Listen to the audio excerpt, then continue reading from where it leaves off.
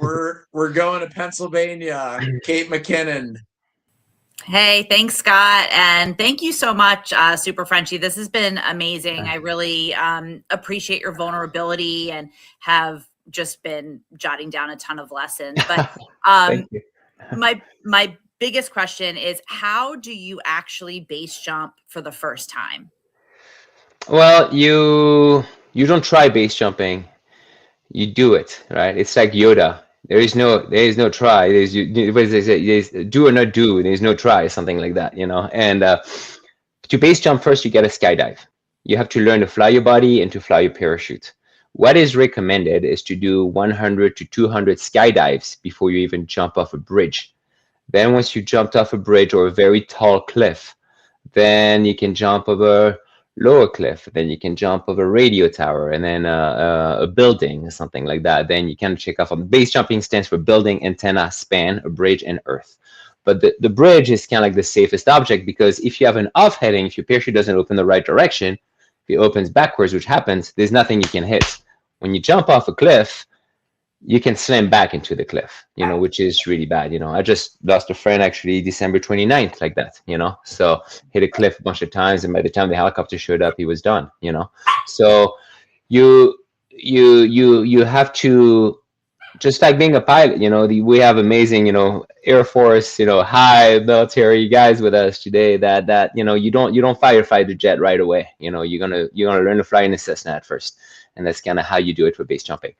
My first base jump, yeah, my friend, what's beautiful about base jumping, there are base jumping schools, people that teach people how to base jump, but that's been really developed maybe in the last, you know, heavily in the last 10 years. But before that, it was a sport relying on mentorship.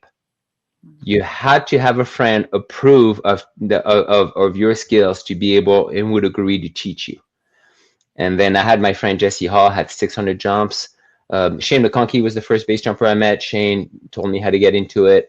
Shane advised me a lot for ski base jumping, but Jesse Hall told me how to pack a parachute and jump off a bridge. But also, I started base jumping, I only had 44 skydives. So I had half or a quarter of the requirement.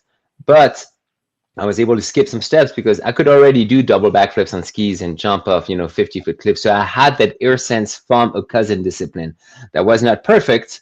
I'm not saying people should do it, but yet I could use that as a frame of reference to be able to apply to a different environment. Because I think essentially, you know, human endeavor is human endeavor, and the frame of execution remains the same. The only thing that changes are the variables, right?